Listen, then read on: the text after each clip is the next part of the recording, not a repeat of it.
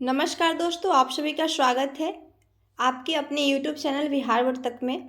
दोस्तों, आज का जो टॉपिक है वो है खेलकूद। ये खेलकूद टॉपिक इतना इम्पोर्टेंट होता है कंपटीशन लेवल के एग्ज़ाम के लिए। बहुत काफ़ी हद तक इस टॉपिक से क्वेश्चन पूछे जाते हैं, ठीक है। तो इसलिए आप ध्यान से देखिएगा ताकि क्वेश्चन मिस ना हो एग्ज़ाम में। और ये खासकर जो बैच है सीटेट के लिए है, ठीक है। सीटेट में ये सब क्वेश्चन बहुत ही पूछे जाते हैं। आप प्रीवियस ईयर का क्वेश्चन देखिएगा तो उसमें ज़रूर क्वेश्चन आएंगे खेलकूद से, ठीक है। मैं आपको बताऊंगी भी कैसा क्वेश्चन आता है।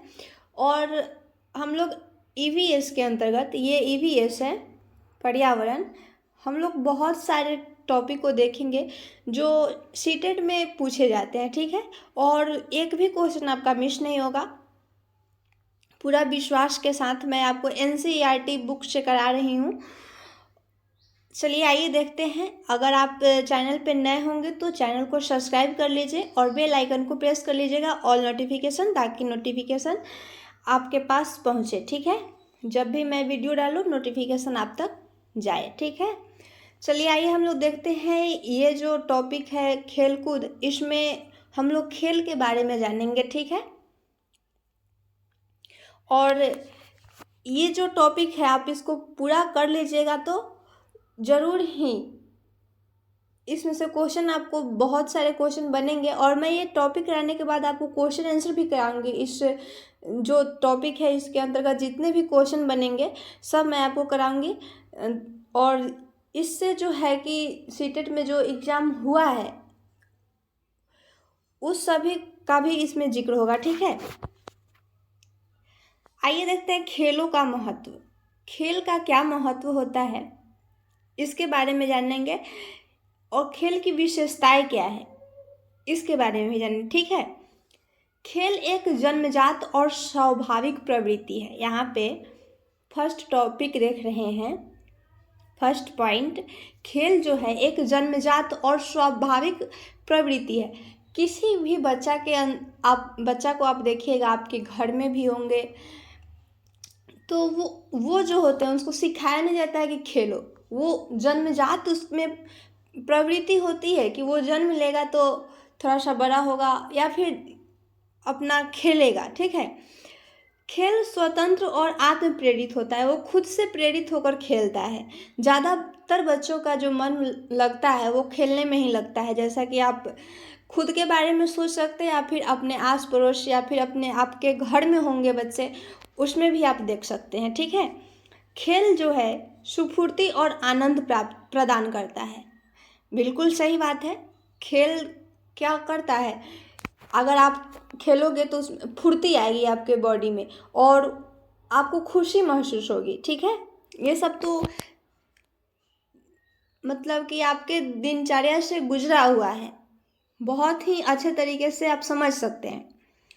व्यक्ति के विकास के आधार पर खेल को 4 प्रकार में बांटते हैं, ठीक है। 4 प्रकार में बांटा गया है। देखिए कौन कौन सा है। पहला जो है, फर्स्ट नंबर, परीक्षणात्मक खेल।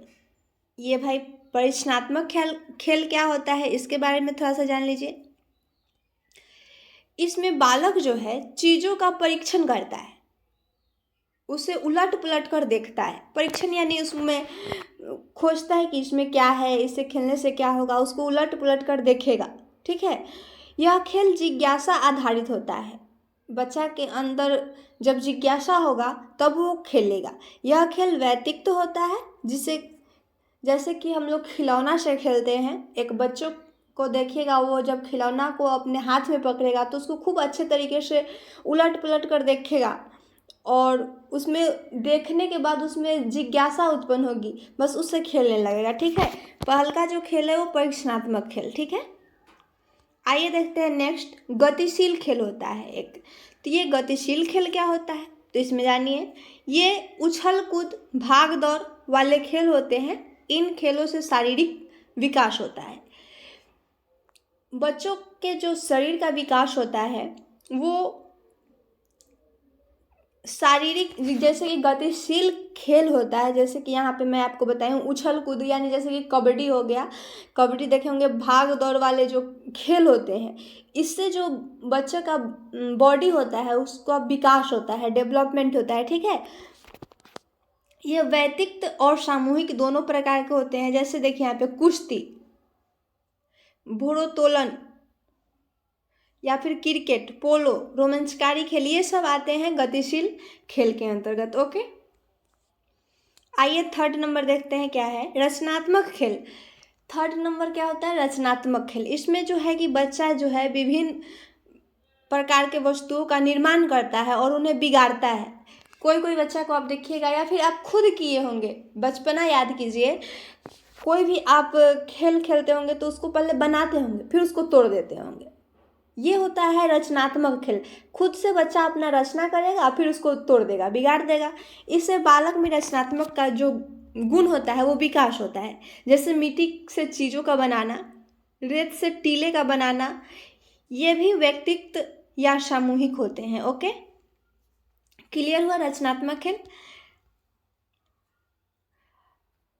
एक बार आप लोग शेयर कर दीजिए अपने फ्रेंड्स में, ताकि वो भी कनेक्ट हो पाए, और लाइक कर दीजिएगा, ठीक है। आइए देखते हैं नेक्स्ट, फोर्थ नंबर, एक मिनट। फोर्थ नंबर जो खेल है, चौथा खेल, बौद्धिक खेल होता है। अब देखिए बौद्धिक खेल क्या होता है, इसमें बातों को समझना है। बौद्धिक का अर्थ आप समझ जाइएगा तो कोई भी दिक्कत नहीं होगा, ठीक है। बौद्धिक खेल के अंतर्गत क्या आता है, जैसे देखिए इन खेलों में बालक की जो बुद्धि का विकास होता है, बालक में जो बुद्धि होता है उसका विकास होता है बौद्धिक खेल से। जैसे कि पहेलियाँ बुझाना, शतरंज, कैरम बोर्ड आदि, ये सब जो है व्यक्तिगत या सामूहिक होते हैं। ये भी समूह में बच्चा खेलता है या फिर खुद से भी खेल सकता है। शतरंज हो गया, पहेली बुझाना, इसमें दिमाग का, माइंड का उपयोग करेगा बच्चा, इसलिए बौद्धिक खेल, यानी कि बौद्धिक खेल में क्या होता है, बुद्धि का विकास होता है, ठीक है। आइए देखते हैं नेक्स्ट है रोमांचकारी खेल। रोमांचकारी खेल के अंतर्गत क्या होता है, थोड़ा सा समझिए। कुछ खेल पारंपरिक खेलों से हटकर होते हैं। रोमांचकारी खेल के अंतर्गत जो हम लोग खेलते हैं, अभी तक शायद हम लोग नहीं खेले हैं, आप लोग खेले होंगे तो बताइएगा कमेंट में। रोमांचकारी खेल के अंतर्गत कुछ जो पारंपरिक खेल है, यानी सब लोग खेलते हैं, उससे अलग होता है। इन खेलों में खूब आनंद भी आता है और डर भी लगता है। ये जो खेल है इसमें खूब आपको आनंद भी आएगा और डर भी लगेगा। इसे गैर पारंपरिक खेलों को रोमांचकारी खेल कहते हैं, ठीक है। गैर पारंपरिक खेल जो होता है उसको रोमांचकारी खेल भी कहा जाता है। जैसे कि देखिए रिवर राफ्टिंग, यानी कि पहाड़ी नदी में नाव चलाना। पहाड़ी नहीं होगा फ्रेंड्स, यहाँ पे मिसप्रिंट हो चुका है, इसलिए सॉरी। यहाँ पे पहाड़ी को आप इग्नोर कीजिए। रिवर राफ्टिंग यानी कि नदी में नाव चलाना। पैराग्लाइडिंग यानी कि पहाड़ी या फिर ऊंची जगह से पंखों के मदद से उड़ान भरना। अब इंटरनेट की दुनिया हो गई है, सभी के पास फ़ोन है, उसमें देखते होंगे कि नदी में नाव चलाता है, वो भी एक खेल ही है। ये रोमांचकारी खेल के अंतर्गत आता है। और पैराग्लाइडिंग यानी कि क्या होता है, पैराग्लाइडिंग का अर्थ होता है ऊंची या फिर पहाड़ी जहाँ क्षेत्र होता है वहाँ से पंखों की मदद से उड़ान भरता है, ठीक है। ये सब खेल में डर भी है, गिर सकता है, और इसमें मज़ा भी है, ठीक है। आइए देखते हैं नेक्स्ट जो खेल है स्कीइंग। स्कीइंग यानी कि बर्फ पर चपटी पट्टियों के मदद से फिसलना। आप बर्फीले क्षेत्र में अगर होंगे या फिर गए होंगे घूमने तो वहाँ पे देखेंगे कि बर्फ के जो चपटी पट्टियाँ होती है उस पर लोग बैठकर या फिर सोकर फिसलता है, ठीक है। एक होता है पर्वतारोहण, यानी कि पर्वतारोहण का अर्थ होता है क्या, पहाड़ों पर चढ़ना। पर्वतारोहण यानी पहाड़ों पर चढ़ना। अब आइए देखते हैं, ये है बगमी जंपिंग, यानी कि ऊंचे पुल या फिर ऊंची जगह से रस्सी बांध कर कूदना। ये सब खेल जो है ये सब खेल क्या होता है, इसमें डर भी लगता है खेलने में और बहुत ही आनंद भी आता है। अब आइए देखिए यहाँ पे क्या है, सागर माथा। सागर माथा क्या है, पर्वतारोहियों का लक्ष्य है, ठीक है। इसके बारे में थोड़ा सा जानिए। विश्व की सबसे ऊंची चोटी जो है वो माउंट एवरेस्ट है, ठीक है। नेपाल में इसे क्या कहते हैं, सागर माथा कहते हैं। सभी पर्वतारोहियों का लक्ष्य होता है कि वे एक दिन इस चोटी पर जरूर पहुंचेंगे। जितने भी पर्वतारोही यानी पहाड़ पे चढ़ने वाले हैं उनमें एक इच्छा होती है या फिर लक्ष्य होती है कि मैं इस पहाड़ पर चढ़ूंगी, ठीक है, या भी चढ़ूंगा। जैसा कि आप बिछेंद्री पाल का नाम सुने होंगे। बिछेंद्री पाल 23 मई 1984 को 23 मई 1984 को, याद रखिएगा ये डेट बहुत ही इम्पोर्टेंट है। बिछेंद्री पाल ने 23 मई 1984 को दिन में 1:07 पर, कितना, 1:07 पर वो एवरेस्ट की चोटी पर चढ़ी थी, ठीक है। और जो एवरेस्ट की चोटी की लंबाई है वो कितनी ऊंची लंबी पर चढ़ी थी, तो 7900 मीटर पर वो चढ़ी थी, ठीक है। इसे नेपाल में जो है कि उसको क्या कहा जाता है, सागर माथा कहा जाता है। इसे आप याद रखिएगा। ये जो क्वेश्चन है बहुत ही इम्पोर्टेंट है। आपको जब सीटेट का जो सेट होता है उसमें आप बनाइएगा तो ये क्वेश्चन बिछेंद्री पाल के बारे में डाला गया है, इसे आप याद रखिएगा। हम लोग इसके बारे में डिटेल से भी पढ़ेंगे, ठीक है। चलिए देखिए यहाँ पे सबसे पहले माउंट एवरेस्ट पर चढ़ने वाले व्यक्ति थे सर एडमंड हिलेरी। सबसे पहले माउंट एवरेस्ट पे कौन चढ़े थे, सर एडमंड हिलेरी, जो कि न्यूजीलैंड के थे। कहाँ के थे, न्यूजीलैंड के थे। कौन, सर एडमंड हिलेरी। नाम थोड़ा अजीब है, इसको याद रखिएगा। सबसे पहले एवरेस्ट के चोटी पर चढ़ने वाले व्यक्ति कौन थे, सर एडमंड हिलेरी, ठीक है, न्यूजीलैंड के थे, ओके। अब दूसरा जो थे शेरपा तेंजिंग, ये भारत की थी। शेरपा तेंजिंग भारत की थी। ये दोनों 1953 में, दोनों 1953 में माउंट एवरेस्ट पर चढ़े थे। और जुनको तेवई जो थी ये जापान की थी। जुनको तेवई जापान की थी। ये पहली महिला थी जो 1975 में सागर माथा पर पहुंची थी।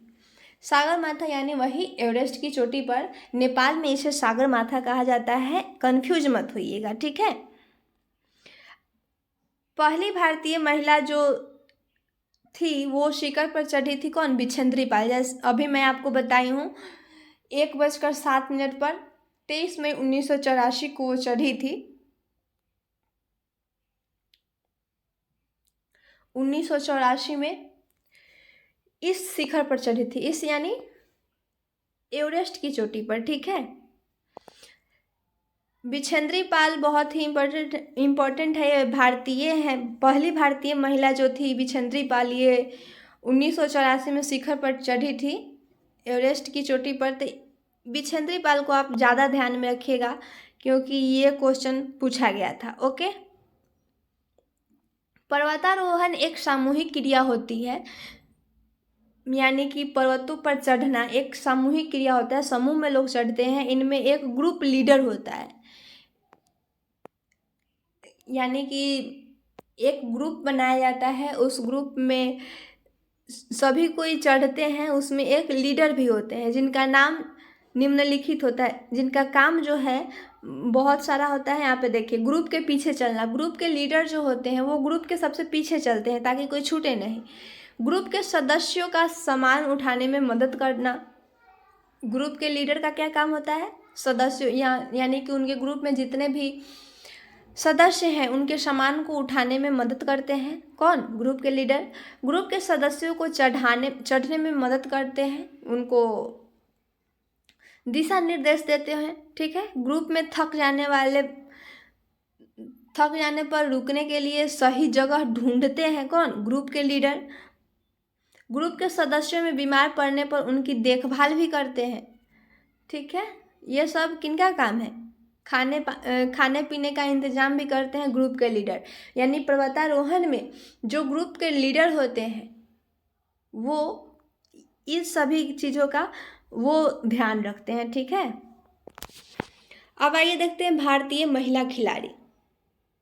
भारतीय महिला खिलाड़ी के बारे में जानिए।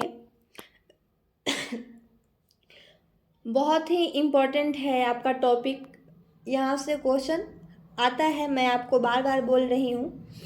आप अपने फ्रेंड्स में शेयर कर सकते हैं, अच्छा रहेगा, वो भी कनेक्ट हो जाएंगे। और नए होंगे तो सब्सक्राइब कर लीजिए। ओके, भारतीय महिला खिलाड़ी, इनके बारे में थोड़ा सा जानिए कि यह आम धारणा है कि गतिशील खेल जैसे कि कुश्ती, cricket, tennis, badminton, hockey, boxing, athletics आदि सिर्फ लड़के खेल सकते हैं। ये पहले लोगों के मन में बस गया था कि ये जो खेल है कुश्ती, cricket, tennis, badminton, hockey, boxing, ये सब जो खेल है ये सिर्फ लड़के खेल सकते हैं। ये जो धारणा थी ये मनुष्य के, भारतीय जो थे उनके मन में ये बैठ गए थी। परंतु लगनशील, दृढ़ निश्चयी और आत्मविश्वासी कई लड़कियों ने लैंगिक विविधता की इस अवधारणा को गलत साबित किया है और खेलों में अपना नाम रोशन किया है। जैसा कि आप देखिए बिछेंद्री पाल को ही, ये एक लेडीज है और ये भारत की सबसे पहली लेडीज है कि एवरेस्ट की चोटी पर चढ़ी सबसे पहले। तो ये जो मन में, लोगों के मन में ये जो विविधता थी कि सिर्फ लड़के ही ये काम कर सकते हैं, तो बहुत सारी ऐसी महिलाएं जो है कि इन भ्रम को तोड़ी, अपना नाम भी रोशन किया सब क्षेत्र में जाकर।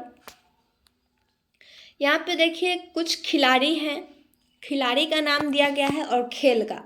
ये बहुत ही इम्पोर्टेंट टॉपिक है। यहाँ से आपको पूछा जाएगा कि दीपिका कुमारी किससे संबंधित है, तो ऑप्शन में बहुत सारे 4 ऑप्शन मिलेंगे आपको। तो उसमें आपको क्या करना होगा, धनुधारी, यानी वो धनुष चलाती थी, धनुधारी थी कौन, दीपिका कुमारी, ये आपको माइंड में रखना होगा।